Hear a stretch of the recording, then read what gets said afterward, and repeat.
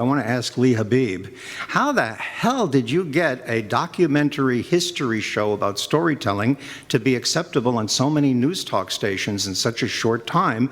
We're talking hundreds now, and get such critical acclaim, ratings approval, and the momentum just continuing to be without any end in sight. Well, I'm still involved with Salem, with Phil, the folks at Salem every day, hitting the line with great talk. But what was missing, and I worked with a lot of high net worth folks like Bernie Marcus, who founded Home Depot, Phil Anschutz, who is a remarkable entrepreneur who owns the Staples Center and Anschutz Entertainment Group. And when I would get to know them better, they said, you know, we don't know what we're fighting over. We're fighting about Democrats and Republicans. It's Republicans and Democrats. But what about the story of our country? What about memory? You know, one of my favorite guests was a guy named Louisa Lin. He's an American journalist who's Chinese. And he went to China and showed pictures of Tiananmen Square to Beijing's graduates. And only 5% recognized it. Another 5% he thought recognized it were afraid to say they recognized it for fear that this was some kind of governmental experiment. So China was erasing the bad parts of its history. And in America, we were erasing the good parts. And all of our universities and schools were teaching only the bad parts. So I thought, with the help of these financiers, this is a nonprofit. I would hire a great bunch of young storytellers, older storytellers, historians, and we would tell stories about the American experiment, from George Washington to Bernie Marcus. I mean, the guy gets fired at 49 from Home Depot, from his job at Handy Andy's, and he goes to Home Depot, and at 49, broke. And his two partners did too. And he created this empire. How did it happen? Who is Henry Ford? And by the way, what about all the great stories of American generosity and love that are happening every day around us? Mm-hmm. In other words, what are we fighting over was what I was trying to solve. And so this, I think, sat perfectly towards the end of the day when you've had left versus right all day long. This is a respite, an oasis, a sort of a counter-programming inside the programming. And the biggest problem, Michael, we were trying to solve, not only I need a rest, I need a break, but I still want my values reinforced. But I think the bigger thing was, how do we create intellectual property that doesn't die the minute it's played? You know, when Rush died, I thought, what happens to all that IP? In TV, Seinfeld goes on. Bob Dylan just sold his catalog. Bruce Springsteen just drove his catalog. There's money in those ills. Why doesn't radio think like that? Why do we make disposable product? And so that was the other thing I was trying to do here. Our catalog is Stephen Ambrose from the grave, Richard, the greatest historians.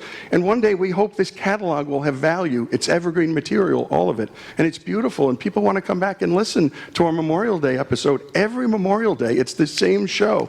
And people like that the way they like a Charlie Brown's Christmas. People don't get sick of a Charlie Brown's Christmas. They want it 50 years later. Radio, I believe, could have that kind of quality programming. And I think we didn't invest in it. We invested in sales, in this, in that, but we've spent $17 million to date making this show because of 5 or 6 people's beneficence. Yeah, I want to get back to that. And I think that's the key, the investment. You call your company American Private Radio, and it took me about a year. Sometimes things are so obvious and you're thick. It goes, private, why is he calling it private radio? And I realized, oh, it's the opposite of public radio. Yep. It actually, I didn't connect with that, but it's brilliant. And I want to ask you in a moment, I want to move around about the financing of it, because it ties into the whole name, American Private Radio, American Public Radio. One of the things you talked about, though, and I want to mention, I was derelict in my duty to say the name of his show is Our American Stories.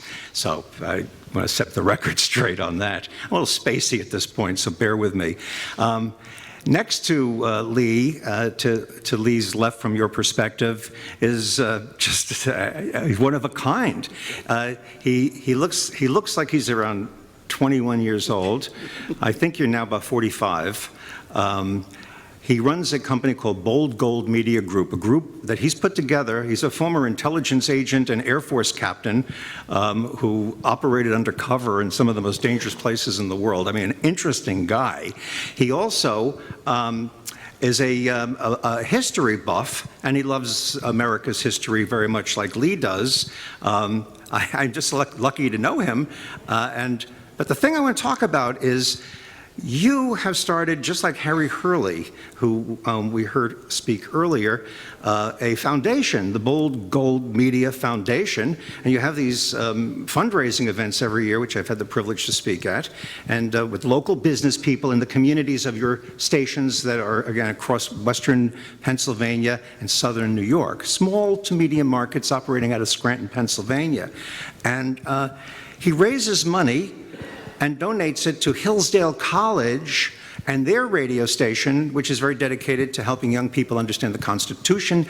What's behind all that, and how does it play into your business? I love this industry. I love the opportunity for it to educate and inform, and I also think that radio and our industry, from the moment I got into it, I bought my first 4 stations when I was 29, and it was my first job in radio as a station owner.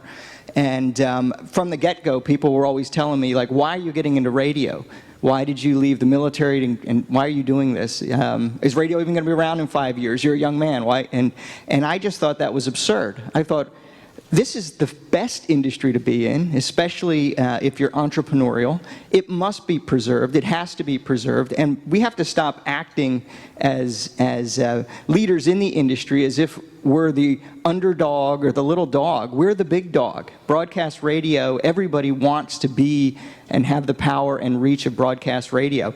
And so the other thing, in addition to not wanting to lose this industry, much like Lee's doing, which is why we're great friends and we have this conversation quite often, we don't want to lose our history.